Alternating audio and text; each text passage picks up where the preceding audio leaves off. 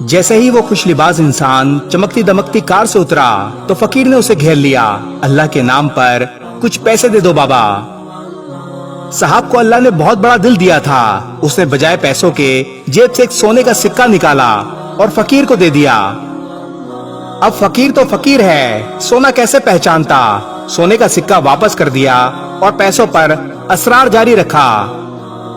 صاحب کہتے رہے یہ پیسوں سے زیادہ قیمتی ہے، یقین کرو یہ ان کاغذ کے ٹکڑوں سے زیادہ اہم ہے۔ فقیر نے یقین نہ کیا اور سونے کا سکہ چھوڑ کر منہ لٹکاتا ہوا مایوسی سے چل دیا۔ ہم سب کی مثال بھی اس فقیر کی طرح ہے۔ ہم اللہ پاک سے مانگتے ہیں، وہ ہمیں سونے کا سکہ دیتا ہے، یعنی ہماری مانگی گئی چیز سے بہت بہتر چیز عطا کرتا ہے۔ لیکن ہم گنہگار چند پیسوں پر اسرار جاری رکھتے ہیں اور بالآخر مایوس ہو جاتے ہیں۔ اللہ تعالیٰ نے قرآن پاک میں ارشاد فرمایا، نا امید نہ ہو، کمزور نہ پڑو، غمگین نہ ہو، مایوس نہ ہو۔ آپ کی زندگی میں جو کچھ ہوتا ہے وہ آپ کے اچھے کے لیے ہوتا ہے۔